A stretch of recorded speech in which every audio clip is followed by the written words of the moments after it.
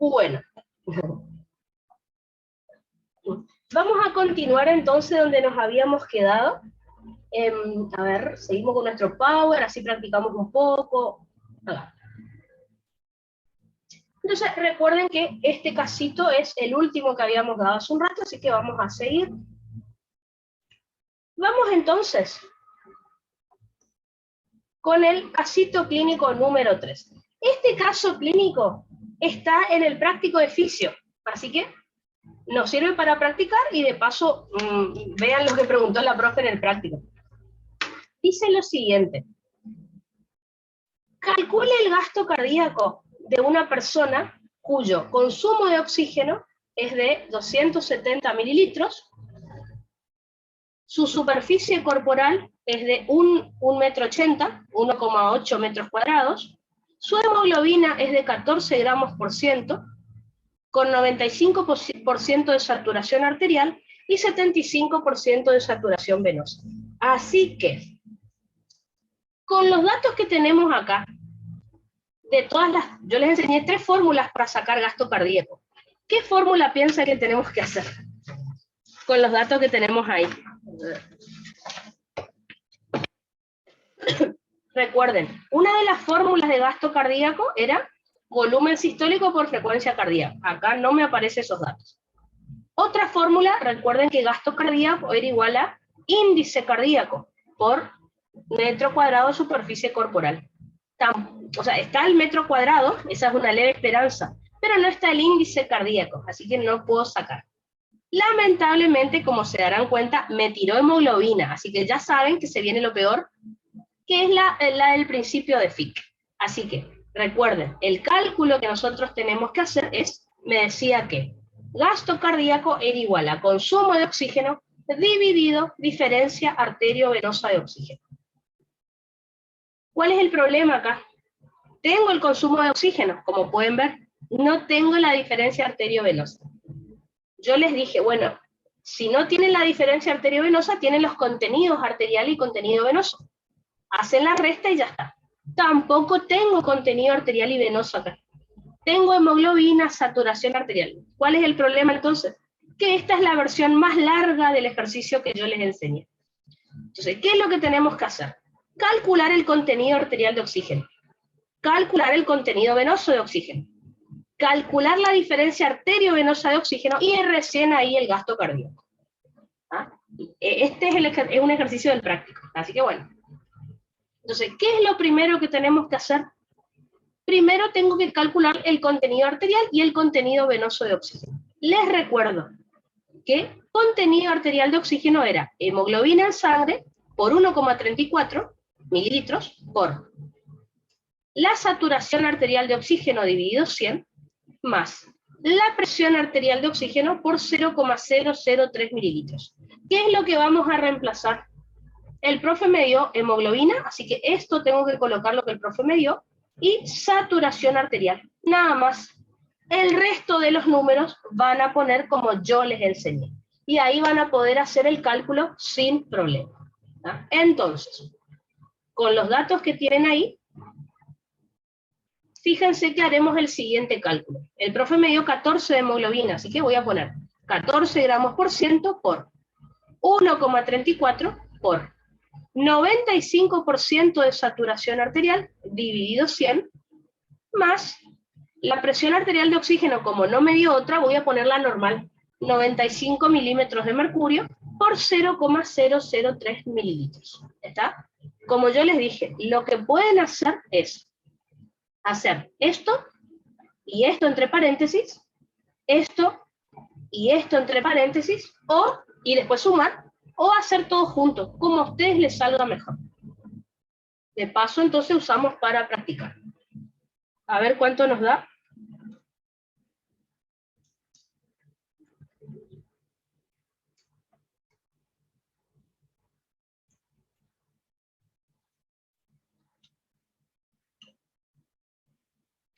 ¿Cuánto les dio eso? Obviamente después haremos el contenido venoso y seguiremos con el cálculo. De paso, así saben cómo se hacía un ejercicio con algún número que les dé el profe. Por ejemplo, a mí esto me dio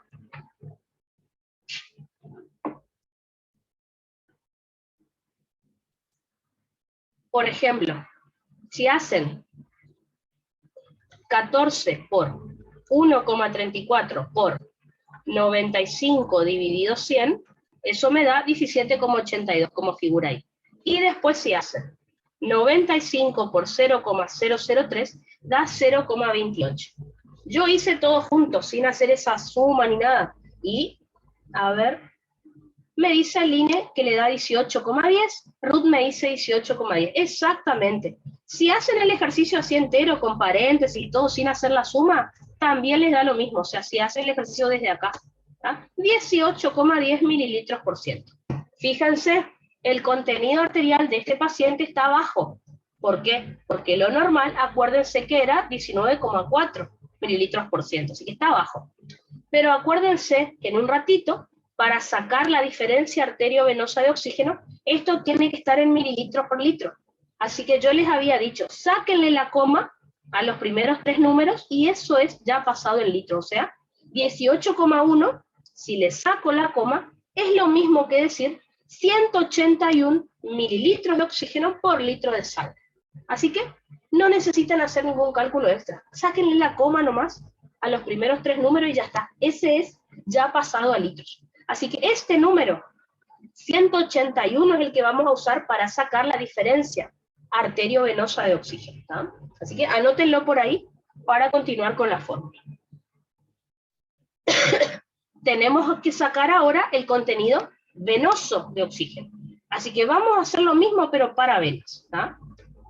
Recuerden entonces que el contenido venoso de oxígeno se saca casi igual. Concentración de hemoglobina en sangre por 1,34 mililitros por saturación venosa de oxígeno ahora, dividido 100, les recuerdo, saturación venosa me dio 75%, ¿no? Así que ese es el valor que tengo que ocupar. La hemoglobina voy a ocupar la misma que hace un rato. Los otros valores ponen lo que yo les enseñé tal como está. O sea, saturación venosa dividido 100 por presión venosa de oxígeno por 0,003 mililitros. O sea, fíjense, la hemoglobina es la de 14 gramos por ciento, por 1,34 mililitros por 75%, que ese es el valor que me dio el profe, 75% de saturación venosa de oxígeno, dividido 100. La presión venosa de oxígeno el profe no me dio, por lo tanto pongo la normal, la que yo les enseñé, que es 40 milímetros de mercurio, por 0,003 mililitros. Así que hagamos ese cálculo y veamos cuánto nos da.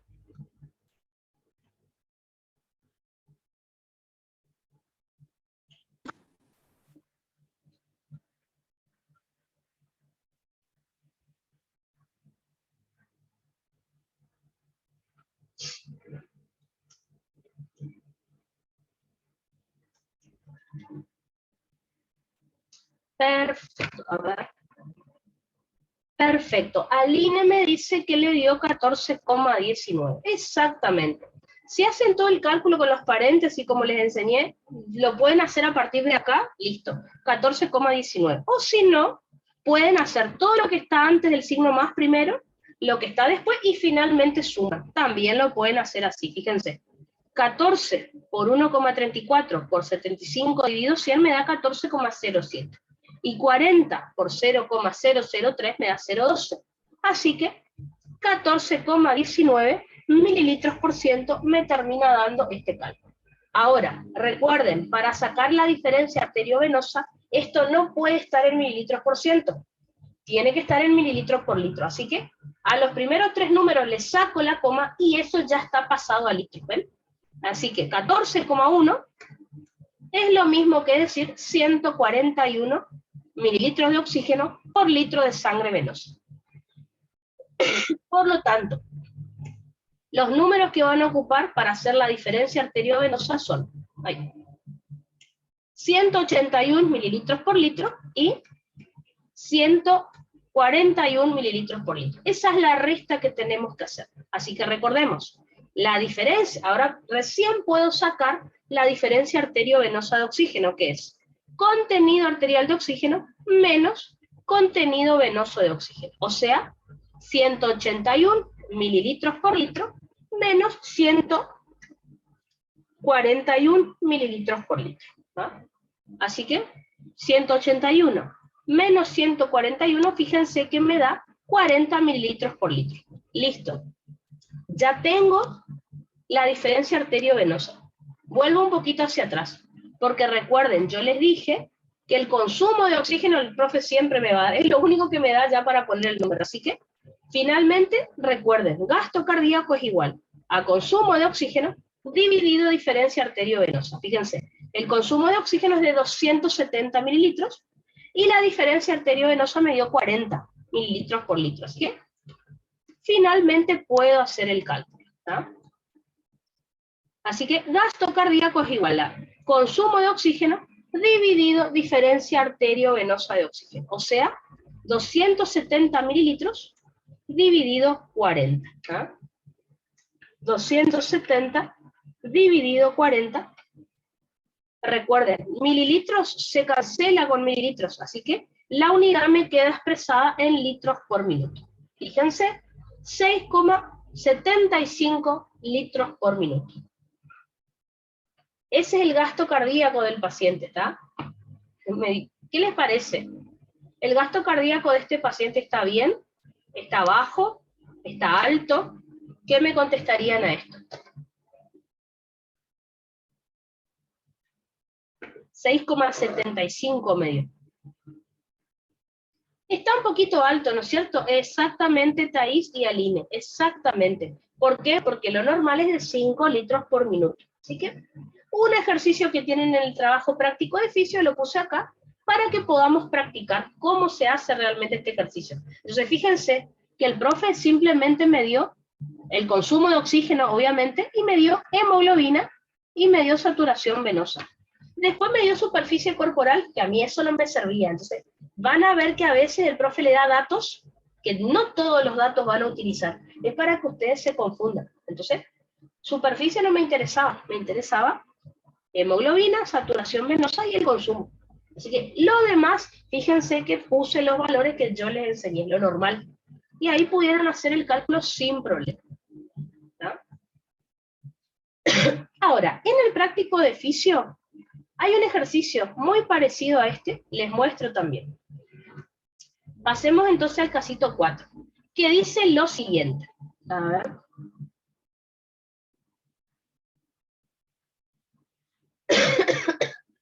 Entonces, dice, paciente de 25 años que estando en un pabellón por una cirugía cardíaca, se presenta con los siguientes valores hemodinámicos. Contenido de oxígeno en aurícula derecha, 133,28 mililitros por litro. A ver. Entonces, contenido de oxígeno en aurícula derecha, 133,28 mililitros por litro.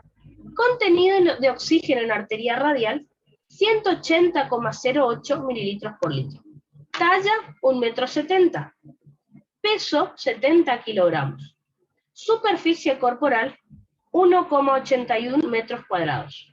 Consumo de oxígeno, 175 mililitros por minuto. Me pide que calcule el gasto cardíaco. Eso es lo que me pide. En realidad me pregunta esto en el práctico. ¿Cómo se encuentra la función cardíaca y por qué? Entonces, si quiero saber cómo está la función cardíaca, tengo que sacar el gasto cardíaco.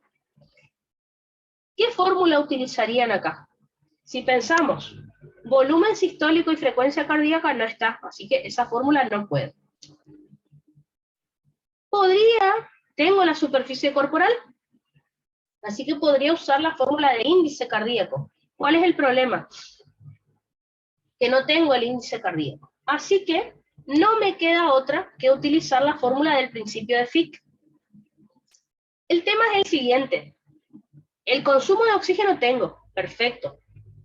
No me dio hemoglobina, así que se ve que esa fórmula de contenido arterial y venoso no tengo que calcular. ¿Qué es lo que hizo el profe? Quiero que piensen en esto. Dice, contenido de oxígeno en la aurícula derecha. Les pregunto a ustedes, La sangre que llega a la aurícula derecha, ¿de dónde viene? ¿Qué les parece? La sangre que desemboca en la aurícula derecha, ¿de dónde vino? Piensen en anatómicamente lo que estuvimos estudiando. Acuérdense que la sangre que desemboca en la aurícula derecha viene desde venas cavas. Así que, ¿qué es lo que quiso el profe que ustedes interpreten acá? Que esta sangre que llegó, este oxígeno que llegó a aurícula derecha, vino desde venas. Por lo tanto, es lo mismo que decir contenido venoso de oxígeno. Fíjense qué raro el profe. Quería que ustedes interpreten que la sangre que llegó, el oxígeno que llegó a la aurícula derecha vino de venas. Por lo tanto, este número que me dio acá es del consumo, del contenido venoso de oxígeno. Exacto, venoso me dice Lina, exactamente. Fíjense, bien rebuscada la pregunta, pero bueno.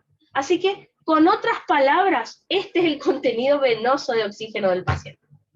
Bueno, más rara la pregunta. Después dice, contenido de oxígeno en arteria radial. La pregunta es, ¿me interesa de qué arteria estoy hablando? Excepto que sea arteria pulmonar, obvio que no. Pero cualquier otra arteria no me interesa de dónde saqué el contenido. Si es de arteria radial, humeral, femoral, no importa. Este número que el profe me dio acá me está hablando del contenido arterial de oxígeno, solo que con palabras raras. Así que, como pueden ver, sin que yo calcule, el profe me dio los contenidos. ¿Qué es lo único que tengo que hacer entonces? La resta y sacar el gasto cardíaco. Así que, en síntesis, este ejercicio es más fácil que el que les mostré recién, solo que figuran palabras medio raras, por eso les quería mostrar, ¿verdad?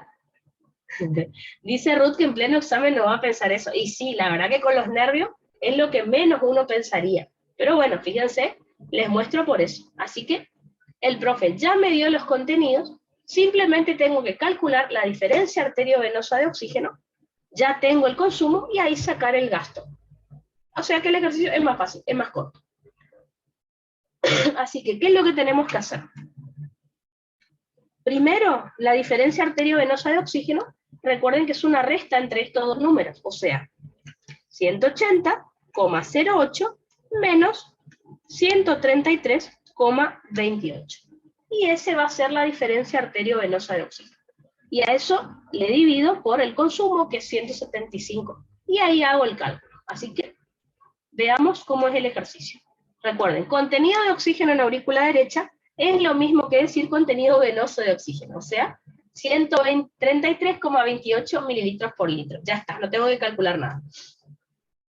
Contenido en oxígeno en arteria radial, traducción, no me importa de qué arteria saco la sangre, siempre que sea arteria sistémica, o sea, obvio que arteria pulmonar no, pero cualquier otra arteria sí. Eso me está diciendo que el contenido arterial de oxígeno es de 180,08 mililitros de oxígeno por litro de sangre arterial. Así que tengo que calcular contenido arterial menos contenido venoso de oxígeno. O sea, 180,08 menos 133,28. ¿Ah?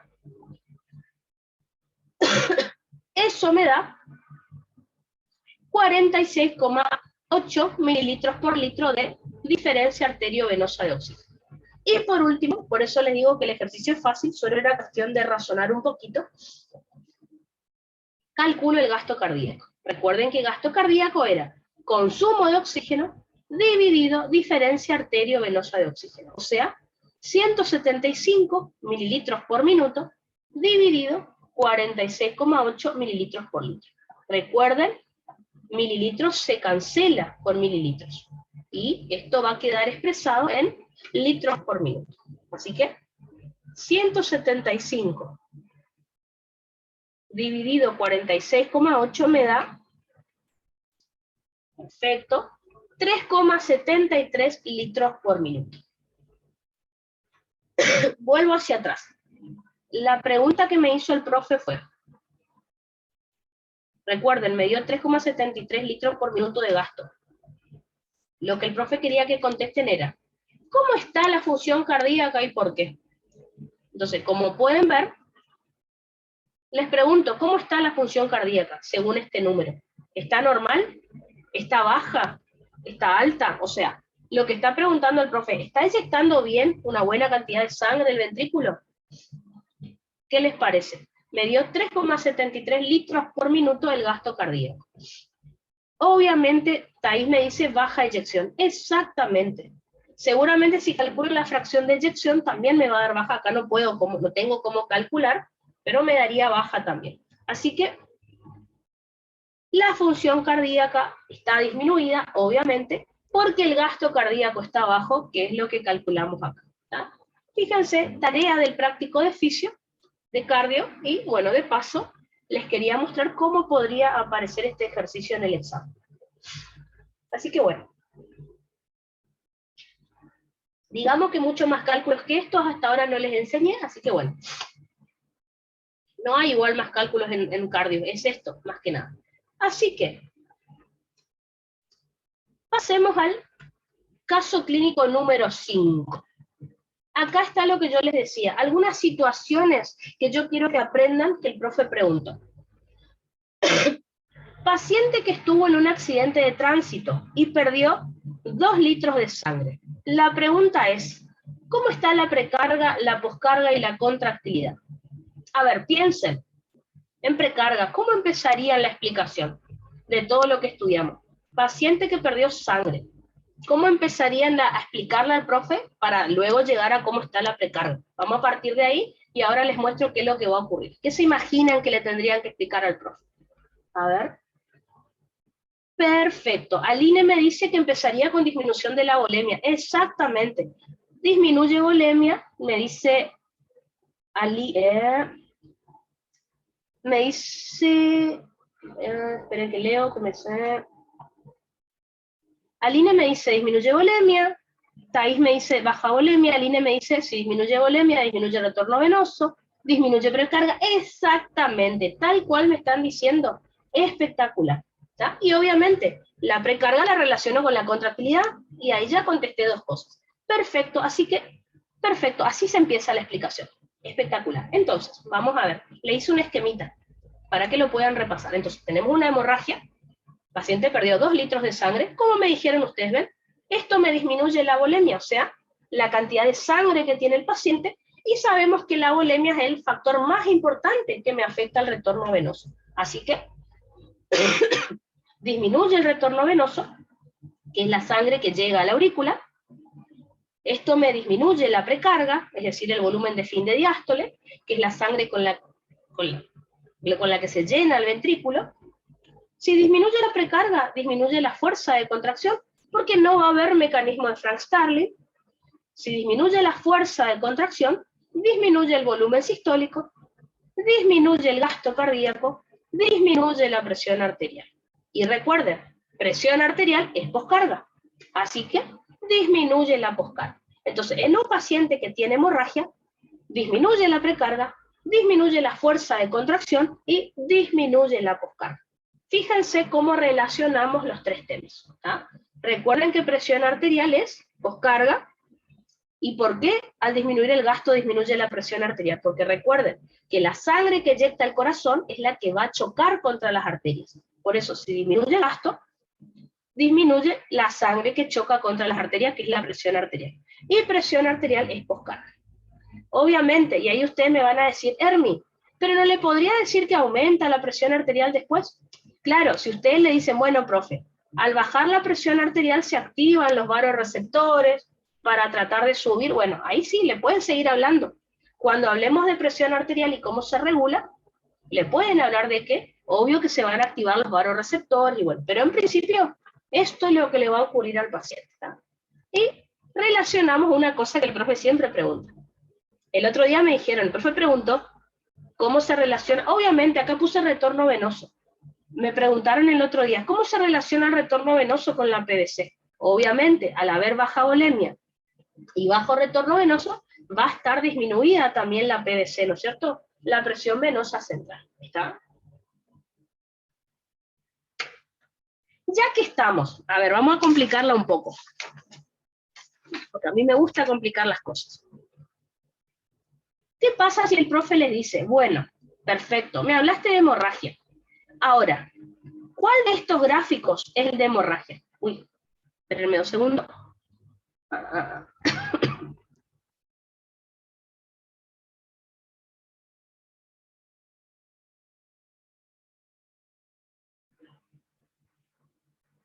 Espérenme. Sí, acá está.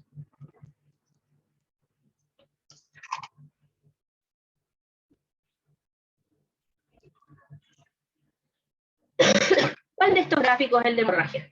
Este, obviamente no me dice la respuesta, ¿no? Este, este, este, este o este. ¿Cuál es el de hemorragia? ¿Qué les parece? Obviamente, nosotros pensamos en hemorragia, pensamos en disminución de la volemia, disminución del retorno venoso, la precarga. Así que, por lo tanto, me llega a poner en un choice los 6 gráficos, o por lo menos 2 o 3 de estos. Este es el gráfico que me está representando la hemorragia, ¿no es cierto? ¿Por qué? Porque disminuye la precarga y disminuye el retorno venoso. Así que, si el profe está en un horario y le dice, ¿cómo te parece en la hemorragia que va a estar la curva de función vascular y la curva de función cardíaca? Y usted dice, uy, ¿quién me está preguntando? Le está preguntando este gráfico. ¿Qué le contestaría? Bueno, profe, la que se va a afectar es la curva de función vascular, es decir, la curva de Guyton, que era esta. ¿Por qué? Justamente porque al disminuir la volemia disminuye el retorno venoso. Así que, como pueden ver, la presión, la curva de función vascular nada más es la que se va a afectar, por eso disminuye el gasto. La presión sistémica media también va a estar disminuida. A un chico le tocó así. Estaba hablando de este tema y le preguntó este gráfico. Bueno, de los 6 gráficos que les enseñé, ¿cuál me representa la hemorragia? Este. ¿Está? Y ahí ya les queda claro, disminución de precarga. ¿Está? Por ejemplo, puede pasar algo así. Por eso yo les digo, ¿okay? Del loop volumen-presión, recuerden que no hay gráfico de disminución de precarga, así que zafaron. Si les pregunto, les va a preguntar este. ¿Está? Así que bueno, eso simplemente les quería mostrar que puede pasar, por eso me interesa que sepan esos gráficos. ¿Está? Espérenme 2 segunditos.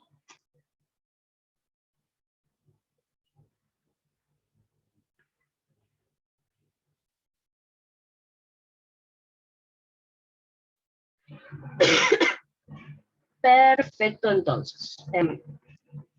Eso por si el profe les pregunta, a algunos les ha tocado, a otros simplemente tenían que explicar hemorragia, ¿no es cierto? Perfecto. Vamos a ver la siguiente situación. Tenemos un paciente, esto pregunta Choice todos los años el profe. Tenemos un paciente alérgico a las abejas, al cual le pica una abeja justamente y le provoca un shock anafiláctico. ¿Qué pasó? La mayoría de los chicos se asustó y dijo, yo no sé shock anafiláctico, ¿cómo le voy a contestar? No era necesario que sepan shock anafiláctico. Fíjense lo que dice a continuación. El veneno de la abeja le produjo al paciente una vasodilatación generalizada. ¿Qué significa vasodilatación generalizada? Arterias y venas. Entonces, les pregunto, si yo hago vaso, y la pregunta fue, ¿cómo están la precarga, la poscarga y la contractilidad? Piensen, vasodilatación, ¿qué me va a provocar en la precarga? Piensen en venas, ¿qué va a ser la vasodilatación venosa con la precarga? Aline me dice disminuye precarga. Exactamente, ¿ven? Si hago vasodilatación arterial, ¿qué pasaba con la poscarga? La poscarga también disminuye. ¿Está? Entonces, obviamente lo vamos a explicar ahora. También disminuye, me dice Aline. Exactamente, ¿ven? Eso es lo que hay que explicar. ¿Había que saber shock anafiláctico para contestar eso? No. Porque me dijo acá, vasodilatación generalizada. Eso es lo que tengo que explicar. Entonces, repasemos lo que estuvimos hablando acerca de la vasodilatación generalizada.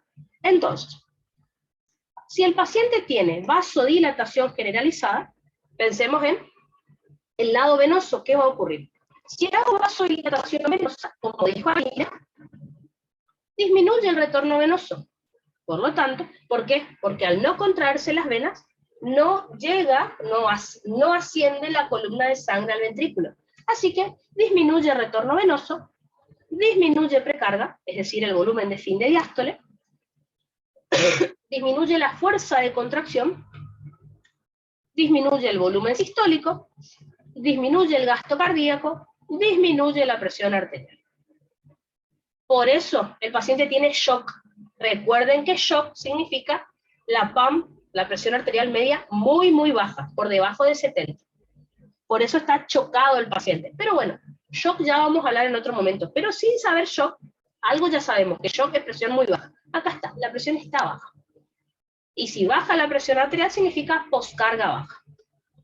Por otro lado, si tenemos vasodilatación arterial, esto según la ley de Poiseuille, vasodilatación es aumento del radio. Así que, si aumenta el radio, según la ley de Poiseuille, disminuye la resistencia periférica total.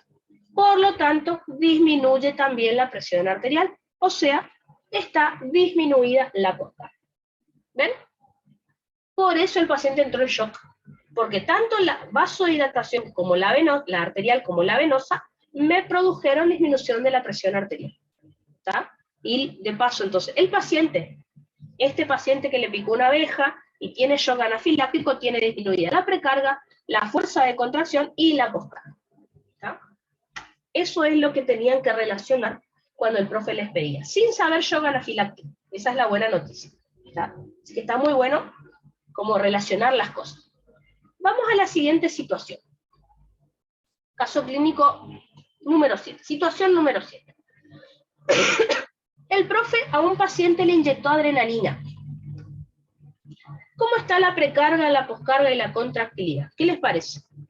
Les pregunto, ¿qué hace la adrenalina en la precarga, por ejemplo? ¿Qué le explicaríamos al profe? Aumentada, me dice Aline. Perfecto. ¿Qué hacía la adrenalina en la contractilidad? ¿Se acuerdan? O el inotropismo, si lo piensan de esa manera. ¿Qué me hacía?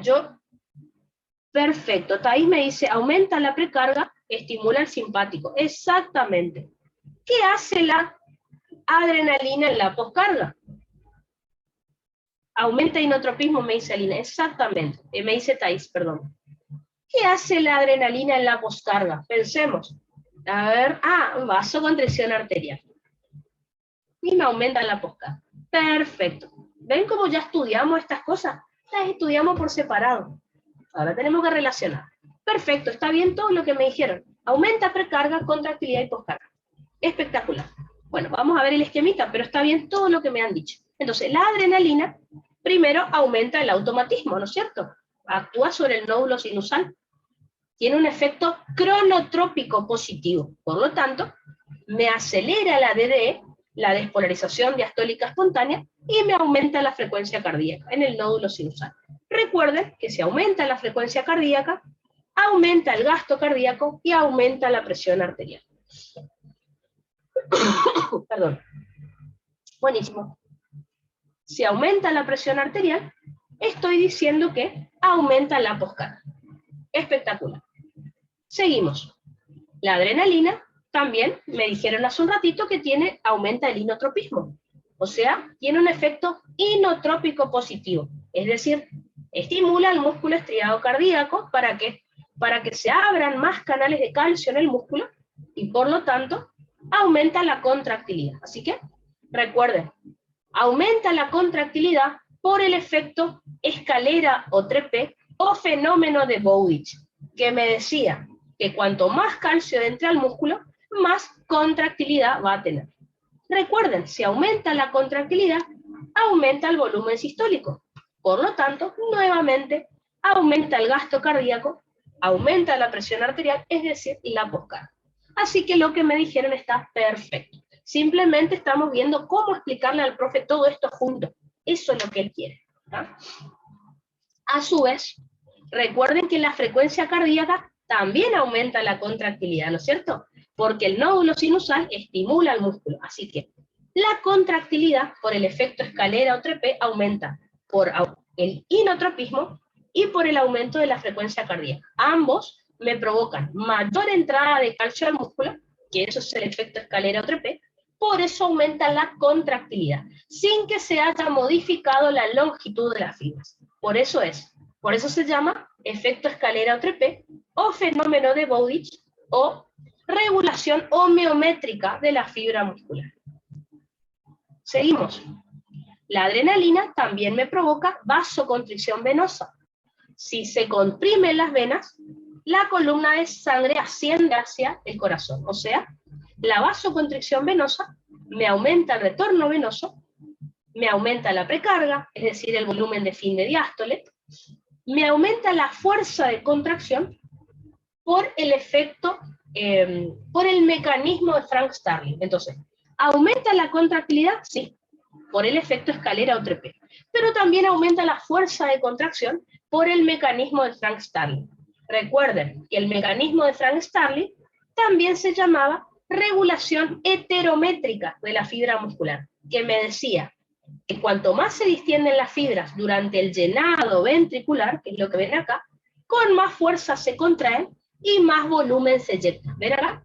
Aumenta el volumen sistólico entonces, aumenta el gasto cardíaco y aumenta la presión arterial nuevamente, es decir, la poscarga. Redondito y perfecto este esquema. Me falta uno más. Vasoconstricción arterial. La adrenalina hace vasoconstricción arterial.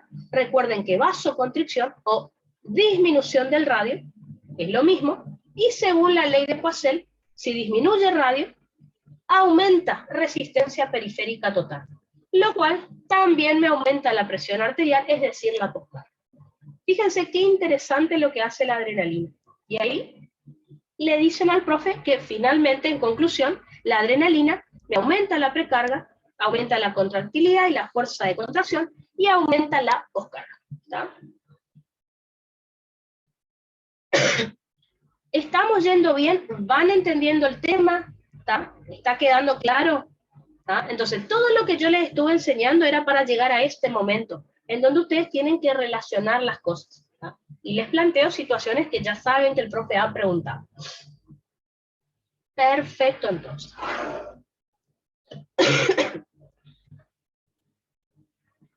Pasemos a la siguiente situación. A ver.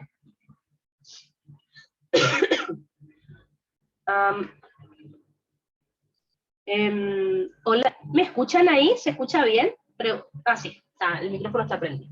Pensé que no se escuchaba. Entonces, pasemos a la situación número 8. Otra cosa que preguntó el profe una vez. Un individuo inhala cocaína. Siempre le gusta preguntar eso. ¿Cómo están la precarga, la poscarga y la contractilidad? ¿Se acuerdan qué hacía la cocaína o la efedrina en el cuerpo? Yo, la verdad que cuando dimos propiedades cardíacas no les conté esto, les conté recién hace poco. Recuerden que la cocaína, la efedrina, puede ser cafeína también, que el profe le pregunte, el paciente toma mucho café, ¿está? También, ¿está? Exactamente, Aline me dice que es un simpático mimético, es decir, estimula al simpático, exactamente. La cocaína me estimula al simpático, ¿está? Sí. Entendí tu trabalenguas, Aline. Aline puso, es un mimético. Perfecto, exactamente. Es decir, estimula al simpático. Así que es lo mismo que vimos hace un ratito, por suerte, la misma situación. Es decir, la cocaína, como dice Aline, es un simpático mimético, o sea, estimula el sistema nervioso simpático, el cual libera noradrenalina. Piensen que es lo mismo que hace un ratito, que le inyecté adrenalina al paciente. Pero bueno, repasemos, no nos viene mal. El simpático, recuerden que sobre el nódulo sinusal tiene un efecto cronotrópico positivo, es decir, aumenta el automatismo, esto me aumenta la frecuencia cardíaca, aumenta el gasto cardíaco y aumenta la presión arterial, es decir, la poscarga. Perfecto. El simpático, recuerden que también afecta al músculo cardíaco, donde tiene un efecto inotrópico positivo. Recuerden que si aumenta el inotropismo, aumenta la contractilidad por el efecto escalera o trepé, lo cual me aumenta el volumen sistólico y me aumenta el gasto cardíaco y nuevamente la presión arterial y la poscarga. A su vez, recuerden que si aumenta la frecuencia cardíaca, también aumenta la contractilidad por el efecto escalera o trepé. Y volvemos al mismo punto. Me aumenta la presión arterial y la poscarga. El simpático, recuerden que también me realiza, es muy leve, pero también hace vasoconstricción venosa o venoconstricción. Lo cual sabemos que me aumenta el retorno venoso, me aumenta la precarga, es decir, el volumen de fin de diástole, aumenta la fuerza de contracción por el mecanismo de Frank-Starling, aumenta el volumen sistólico, aumenta el gasto cardíaco y la presión arterial, y por lo tanto la poscarga. Finalmente, el simpático produce vasoconstricción arterial, es decir, la disminución del radio, que por la ley de Poiseuille, de manera inversamente proporcional, al disminuir el radio, me aumenta la resistencia periférica total, y esto también me aumenta la presión arterial, es decir, la poscarga. ¿Está? Así que era lo mismo que inyectarle cocaína, era lo mismo que inyectarle adrenalina al paciente, que el paciente inhale cocaína. O sea, el efecto en síntesis es más o menos parecido. Podría ser paciente que toma mucho café porque está estudiando para un examen. Bueno, recuerden que el café tiene cocaína, iba a decir, tiene cafeína, que también estimula al simpático al inhibir a la fosfodiesterasa. El mecanismo es más o menos el mismo. ¿Está? Se estimula el simpático de alguna manera. Perfecto, entonces. Veamos la siguiente situación. Pasamos a la situación número 9. Paciente al que accidentalmente en una cirugía se le realiza una vagotomía. ¿Cómo se encuentran la precarga, la poscarga y la contractilidad? Esto también ha preguntado el profe siempre. Piensen, vagotomía, ¿qué sería? Pues vagotomía significa, a ver, perfecto, aumenta, me dice Aline. ¿Por qué? Piensen que vagotomía es que se corta el vago. Recuerden que el nervio vago transmite información parasimpática. Entonces, lo que estoy diciendo es que en una cirugía yo al paciente le corté el parasimpático. Si yo al paciente le destruyo el parasimpático, ¿qué va a quedar actuando? El simpático. Así que es lo mismo que estudiamos recién. Fíjense cómo lo preguntó de manera diferente. Así que, por lo tanto, una vagotomía significa que se destruye el vago, es decir, el parasimpático. Así que, por lo tanto, se va a estimular el simpático ya que no está el parasimpático. Acuérdense que siempre hay un equilibrio entre los dos, simpático y parasimpático. Ahora, si yo destruyo uno, me queda el otro. Y por lo tanto, ya estudiamos recién que el simpático me aumenta el automatismo, es decir, la frecuencia cardíaca, y esto me aumenta el gasto cardíaco y la presión arterial, o sea, la poscarga va a estar aumentada. También tiene un efecto inotrópico positivo, o sea, en el músculo cardíaco me aumenta la contractilidad por el efecto escalera-Entrepé, o fenómeno de Bowditch, lo cual me aumenta el volumen sistólico y el gasto cardíaco también. ¿Ah?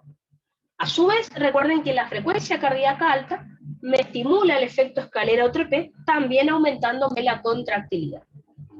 El simpático, recuerden, hace vasoconstricción venosa, lo cual me aumenta el retorno venoso, le aumenta la precarga, es decir, el volumen de fin de diástole, aumenta la fuerza de contracción por el mecanismo de Frank-Starling, o regulación heterométrica de la fibra muscular, y esto también me aumenta el volumen sistólico, aumenta el gasto cardíaco y la presión arterial. Por lo tanto, aumenta la poscarga. ¿Ah? Finalmente,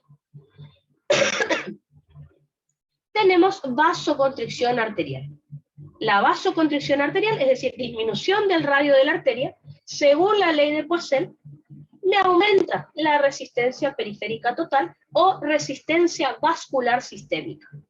Por eso me aumenta la presión arterial, es decir, la poscarga. Así que, inyección de noradrenalina, consumo de cocaína, tomar café porque estamos por rendir un examen, vagotomía. De alguna manera, todo me termina estimulando al simpático. ¿Está? Y el simpático, como pueden ver, me provoca todo esto. Muy interesante. Situaciones que el profe preguntó en los orales últimamente, en los recuperatorios también. Hasta ahora entonces venimos repasando más o menos lo mismo, pero en diferentes situaciones. ¿Está? Perfecto, entonces. Veamos la siguiente situación. Caso clínico número 10. Pregunta de recuperatorio. Habrán escuchado que el profe hizo esta pregunta en los recu. Paciente al cual se le hace masaje del seno carotídeo. Pregunta, ¿quién? Aline pregunta si el automatismo aumenta por la DDE. Exactamente. Recuerden entonces que la DDE le van a decir al profe que se acelera o se hace más vertical. ¿Se acuerdan que yo les dije? Cuanto más vertical la DDE significa que es más rápida, cuanto más acostadita o más progresiva, más lenta. Así que automatismo alto significa DDE acelerada, significa que alcanza más rápido el umbral, y por lo tanto, por eso aumenta el automatismo, es decir, la frecuencia cardíaca. Exactamente.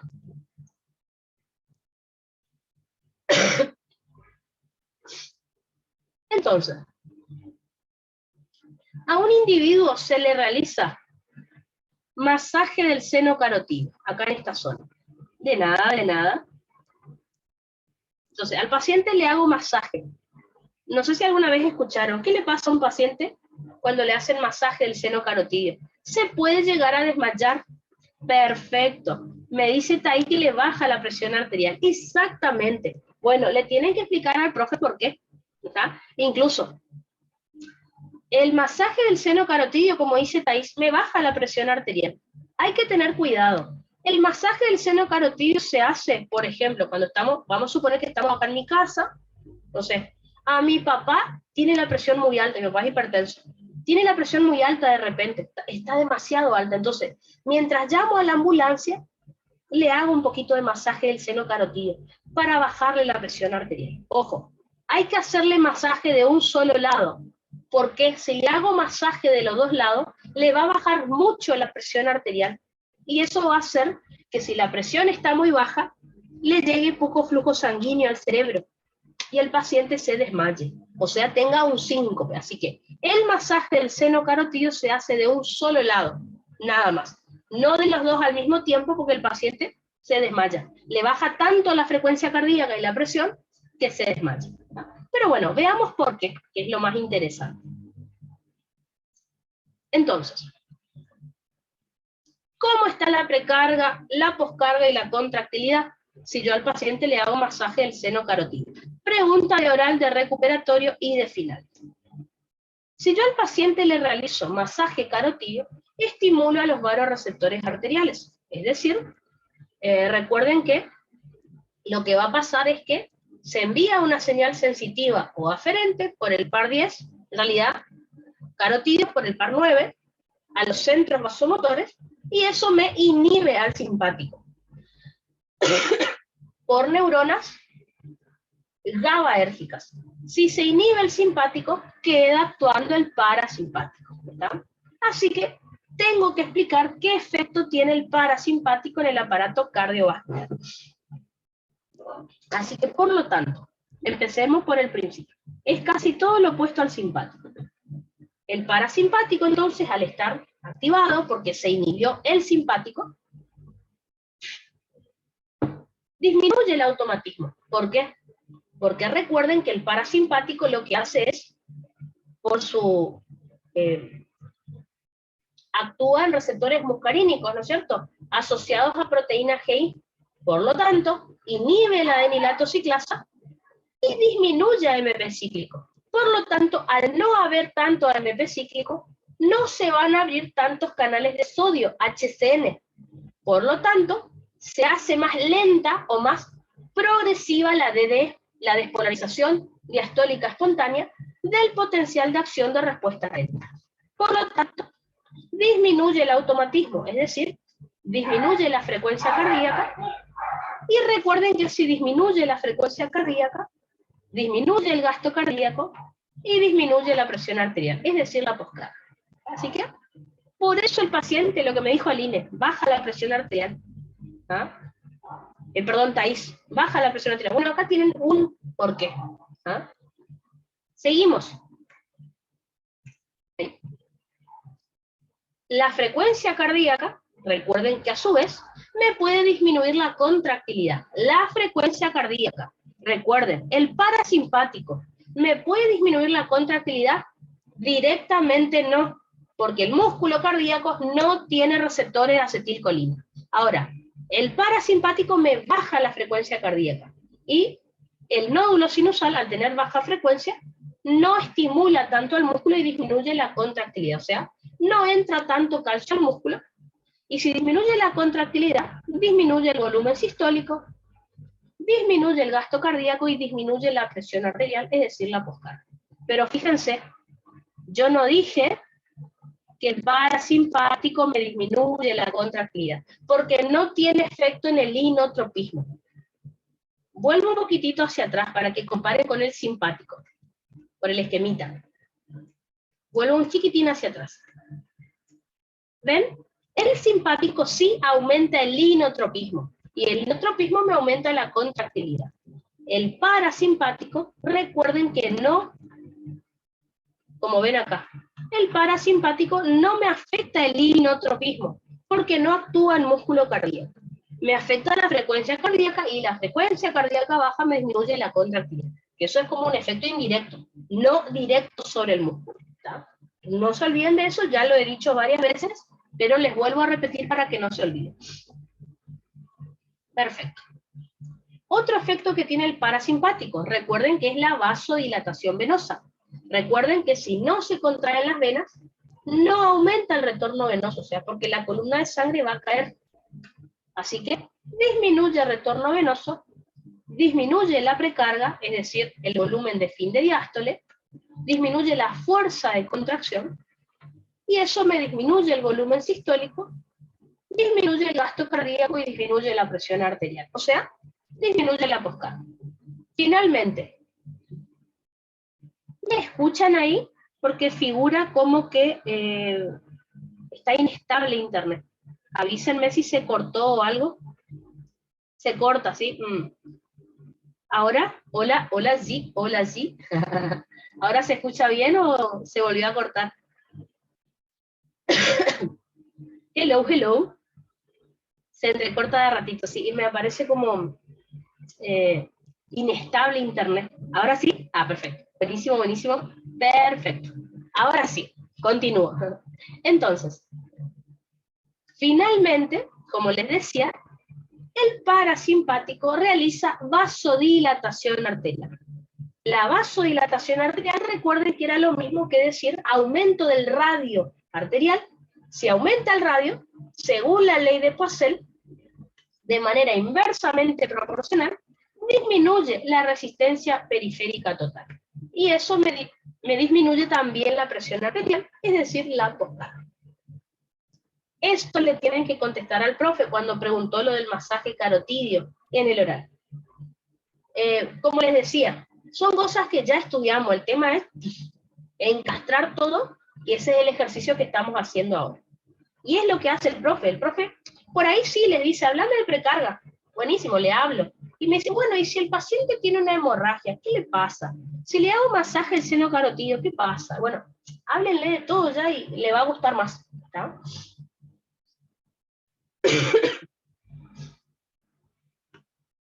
Veamos la siguiente situación. Situación número 11. Individuo haciendo ejercicio en un gimnasio. ¿Cómo está la precarga, la poscarga y la contractilidad? Empecemos, a ver si se acuerdan. ¿Cómo les parece que está la precarga en una persona haciendo ejercicio en un gimnasio? O sea, ¿por dónde empezarían a explicar esto? Por ejemplo, en la hemorragia dijeron volemia. Bueno, ¿por dónde empezarían acá para hablar de precarga generalmente? ¿Qué les parece? Hago ejercicio. ¿Cómo empiezo la explicación? A ver, me dicen retorno venoso, perfecto. Vasodilatación arterial, puede ser. ¿Ah? Y el retorno venoso, ¿cómo se afecta en el ejercicio, por ejemplo? ¿Qué le explicarían al profe? Aumenta precarga, perfecto. Pero ¿qué factor del retorno venoso se afectó para que aumente el retorno venoso? Ahí empezarían a hablar de bomba muscular, que hasta ahora no nos ha tocado en ninguna situación. Así que, ¿se acuerdan? Cuando hacemos ejercicio se estimula la bomba muscular y eso me aumenta el retorno venoso, ¿está? Así que por ahí yo empezaría a explicar. Obviamente vamos a ver lo demás. Perfecto, Thais me dice, aumenta el retorno venoso por la vasoconstricción de las venas. Exactamente. ¿Y por qué principalmente las venas se comprimen? Principalmente por los músculos esqueléticos. Así que, veamos entonces cómo sería el tema. Durante el ejercicio se activa la bomba muscular. Es decir, imagínense el paciente corriendo o haciendo pesas. El músculo esquelético que rodea las venas de los miembros comprime a las venas y eso hace que aumente el retorno venoso, como me dijeron ustedes. Así que está perfecto lo que me estaban diciendo. Si aumenta el retorno venoso, aumenta la precarga, es decir, el volumen de fin de diástole, aumenta la fuerza de contracción por el mecanismo de Frank Starling, aumenta el volumen sistólico, aumenta el gasto cardíaco y aumenta la presión arterial, es decir, la poscarga. Así que el paciente tiene la presión alta y la frecuencia cardíaca alta, obviamente, cuando hace ejercicio. Está perfecto. Sigamos. Bomba respiratoria también se va a activar. Recuerden que en los miembros tenemos bomba muscular, pero en el abdomen y en el tórax, recuerden que tenemos la inspiración, la expiración. Así que cuando inspiramos, la bomba respiratoria me va a aumentar el retorno venoso. ¿De qué manera? La inspiración, recuerden que me va a aumentar la presión intraabdominal y me va a disminuir la presión intratorácica. Y en ambos casos me aumentaba el retorno venoso. Así que acá se puede, si quieren, en el oral se pueden explayar, explicar un poco mejor cómo era la bomba muscular, cómo era la bomba respiratoria, esa inspiración. Y ahí lo relacionan con este tema. Así que fíjense, tanto la bomba muscular como la bomba respiratoria me estimulan, me aumentan el retorno venoso, me aumentan la precarga, es decir, el volumen de fin de diástole, me aumenta la fuerza de contracción por el mecanismo de Frank Starling, aumenta el volumen sistólico, el gasto cardíaco y la presión arterial. O sea, la poscarga del paciente también está alta. Por otro lado, durante el ejercicio se activa el sistema nervioso simpático. El sistema nervioso simpático, recuerden, me produce vasoconstricción venosa, que también me han dicho hace un ratito también. Así que, por lo tanto, a ver.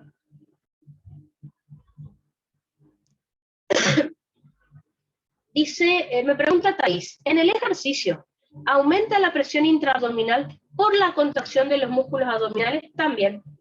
O sea, el diafragma se contrae y aumenta la presión intraabdominal y también los músculos del abdomen.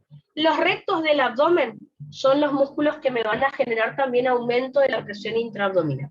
Exactamente, o sea que contribuyen a lo que es la bomba respiratoria. Exactamente, Thais. Entonces, recuerden que durante el ejercicio también se activa el simpático. Por lo tanto, el simpático realiza vasoconstricción venosa. Recuerden que la vasoconstricción venosa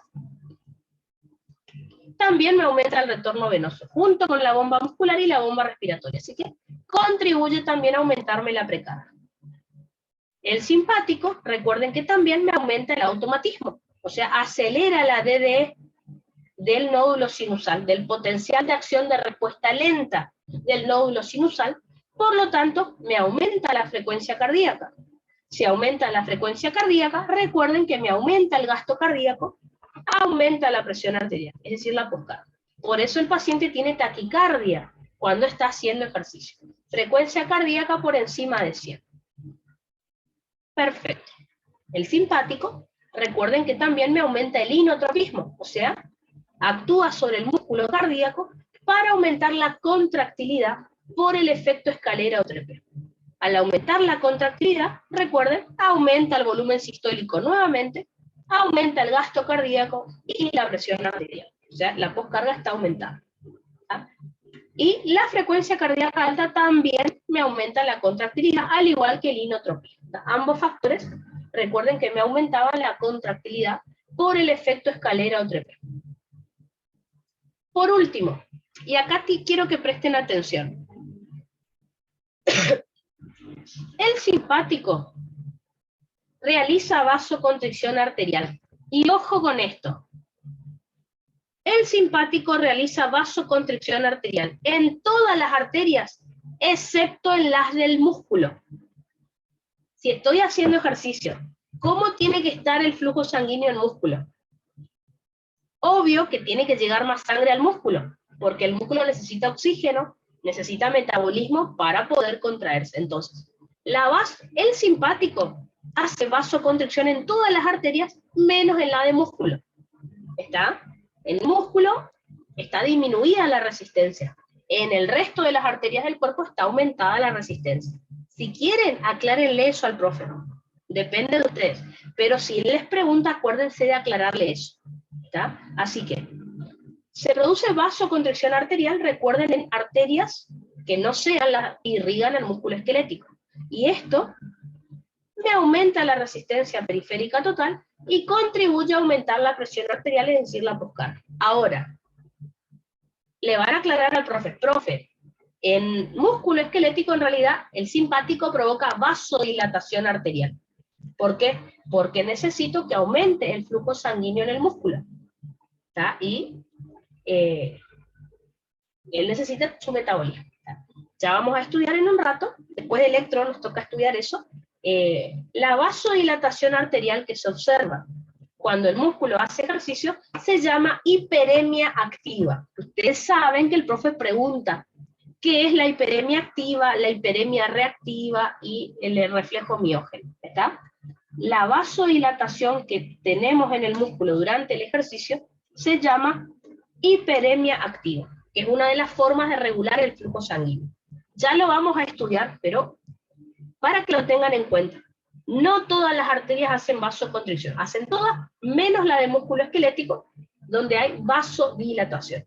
Lo hace el simpático, la vasodilatación en el músculo, como también hay hiperemia activa. ¿Está? Y ya vamos a charlar del tema.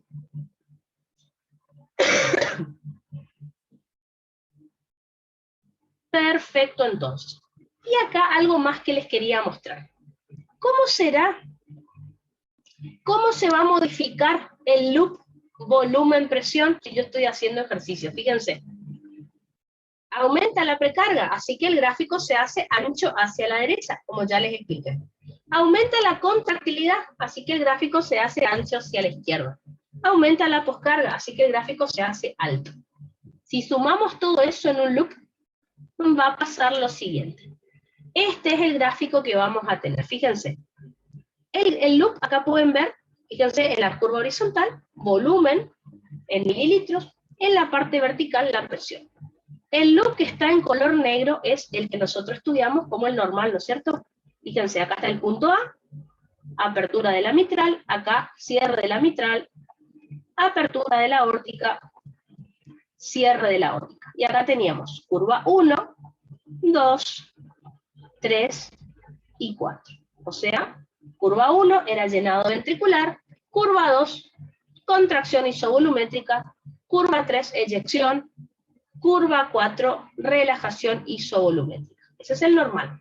Fíjense lo que pasó en este paciente. El ventrículo aumentó la precarga, ¿no es cierto? Entonces, el gráfico, ven, más ancho hacia la derecha, como ya estudiamos. Como pueden ver acá, el volumen de fin de diástole del paciente está aumentado. Aumenta la eyección, como aumenta la poscarga también, ¿ven? El gráfico se hace más alto hacia arriba. ¿Por qué? Porque el paciente maneja mayores presiones, presión arterial alta. Aumenta poscarga. Aumenta contractilidad, por eso el gráfico, ¿ven? Se hizo más ancho hacia la izquierda. ¿Está? El volumen sistólico, fíjense, está reaumentado. ¿Ven? El ancho del gráfico es volumen sistólico. El trabajo externo está reaumentado porque hay mucha eyección de sangre. Así que, como pueden ver, el gráfico se hace grande desde todo punto de vista, porque aumenta precarga, o sea, hacia la derecha, aumenta contractilidad hacia la izquierda, aumenta poscarga hacia arriba. ¿Tá? Así que, digamos que el del loop volumen-presión son 3 gráficos, 4 en realidad, lo que tienen que saber. Aumento de precarga, aumento de contractilidad, aumento de poscarga, y acá tienen el ejercicio. ¿Tá? Creo que recuerden entonces, como están viendo ahí en el gráfico, aumenta el volumen de fin de diástole, acá está, ¿ven? No está en 120 ahora el ejercicio, está aumentado. El ventrículo se llena más, ¿tá? ¿Qué otra cosita?